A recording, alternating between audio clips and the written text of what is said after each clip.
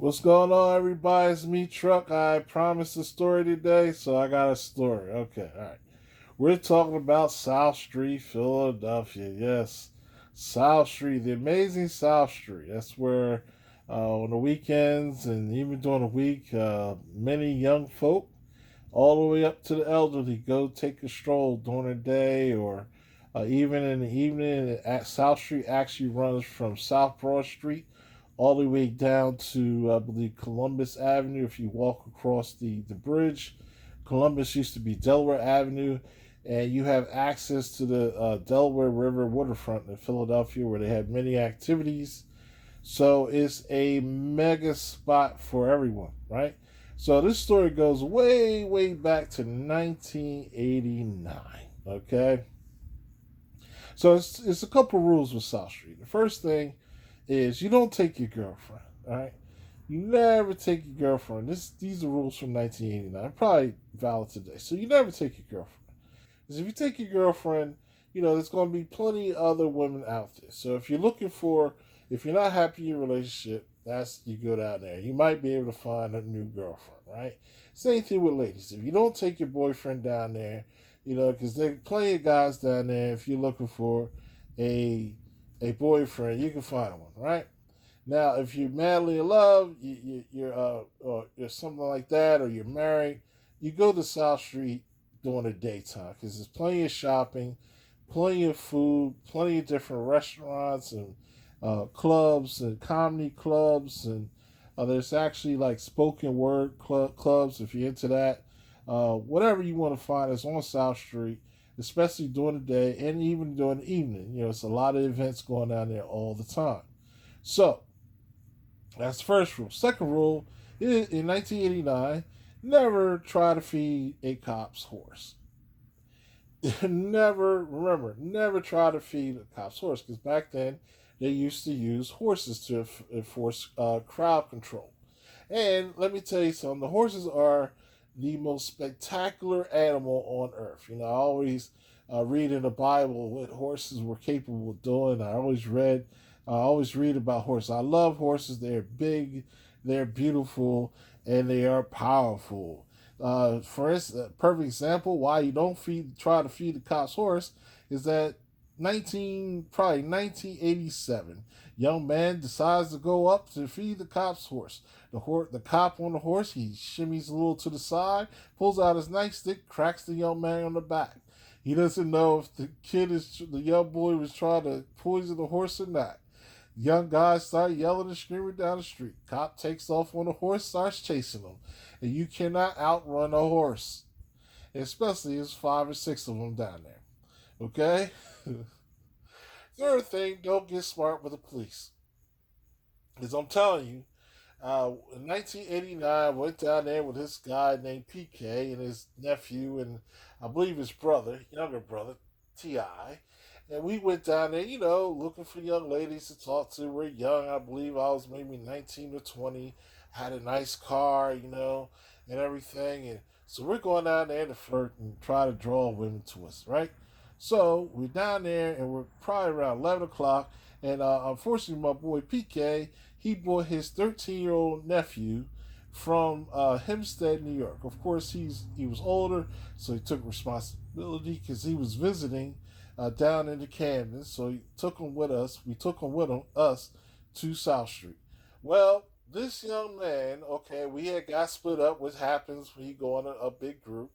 We split up, but the young boy was with me. So we're standing out there on South Street. I don't know which number, maybe 10th and South. And we're just standing there looking at the crowd and everything. And then all of a sudden, a lady cop comes up and says to the boy, "Hey, where's your parents at?" And he's like, "What do you mean your parents?" So in a nasty fashion, so the lady cop grabs him by the arm and he starts to cuss her out. You MF. Now this is 1989. Okay, my generation were taught to respect not just cops, but the elderly. You know what I'm saying? So there's no way in the world that I would be 13 years old, first cursing, second cursing at a cop, third cursing at an adult Ain't no possible way. We weren't even allowed to say darn. We couldn't say darn. We had to say darn.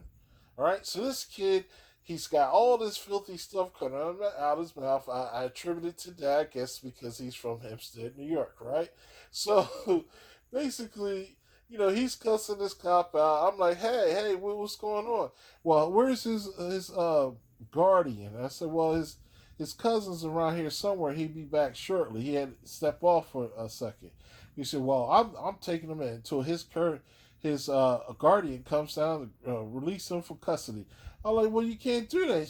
His mother's way up in Hempstead, New York, which is like above New York City, right? So basically, they get into arguing with me. I'm arguing with the cops, and the little kid is basically cussing the cops out because he's past the curfew for kids on South Street, which I believe is 10 o'clock without a guardian. So it's 11 o'clock. So the next thing you know, here comes PK. He's like, "Well, what's going on?" And they put the young boy in the back of the paddy wagon with the lights out. I was like, "Oh, good grief!" So this little fresh potty mouth kid, they put him in the back of the paddy wagon with the lights off and slammed the door like boom, right? So PK comes up to me. He says, "Well, what's going on? Where's he at?" He said, "I said they put him in the back of the paddy wagon." So he goes over to the cop. He's trying to be as nice as he possibly can to get his cousin out of the paddy wagon because the foul mouth. So he reasons with the cops long enough, and then basically he said, "Okay, we'll let him out because he's from way up there, but you got to get him off the South Street." And he said, "Okay, fine." So they let him out, bring him out the cuffs, uncuff him and everything, and now we proceed, right? So we proceed. We walk around first. Of course, we didn't exactly, go away as soon as because we're still trying to have fun, and we didn't want our fun to be messed up by some potty mouth little kids. So we kept walking, step away from the police.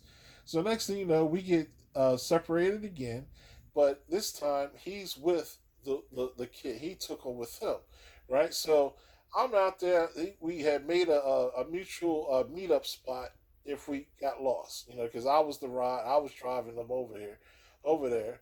So basically, we said we'll meet at like I think 12th and South Street. Just wait for them there. We'll all meet up there, and then we'll go home. So I'm sitting out there and I'm waiting.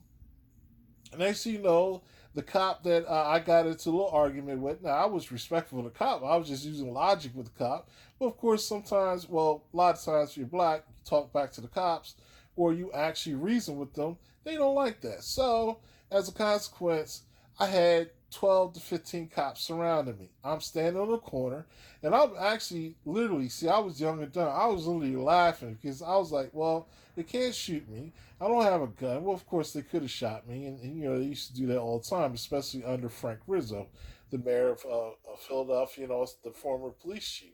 So they surrounded me. They got their blackjacks out.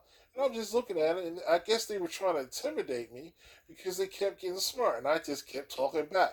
As big as I was back then, as big and agile as I just looked at it. Well, looks like I'm gonna have to fight against 15 cops, right? So, fortunately, my boy PK and his little brother and his cousin walked up, and they came up to say, "Oh, you ready to go?" I said, "Yeah, I'm ready to go." And the cops just broke off because there was witnesses, and PK was no little guy either. He was actually a bodybuilder, so he was about 6'1", 6'2", and a bodybuilder, right?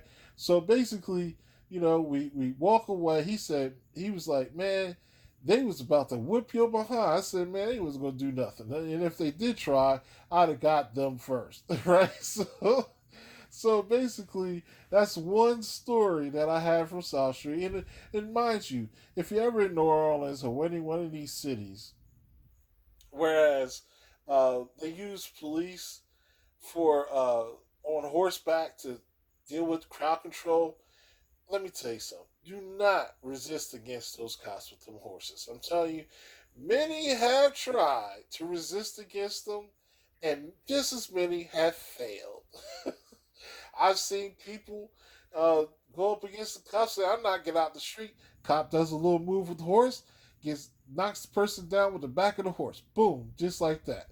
I've seen people try to pull the cop off a horse and get hit in the head multiple times with a baton. Crack, crack, cracks. Like it was like Hank Aaron and Pete Rose mixed it together with the cop cracking them in the head. And that was, and you know, horses cops, they carry those real long, long blackjacks. So even if you try to run from the side of the horse, the cop is able to crack you in the back of the head. It's like a baseball bat long stick. So don't do it. It's not worth it. And besides, who wants to live the rest of their life with a headache and not be able to remember their last name? All right. So you guys be blessed. Keep your spirits up. I did this at night so that you can listen to you got the story without the light from your phones and your computer messing with you. Okay, so tomorrow I'm gonna do another video. This time I'll be on camera. Well, not if not tomorrow, the next day. All right, be safe. God bless you. Remember, Jesus loves you, and it's gonna be all right. Peace.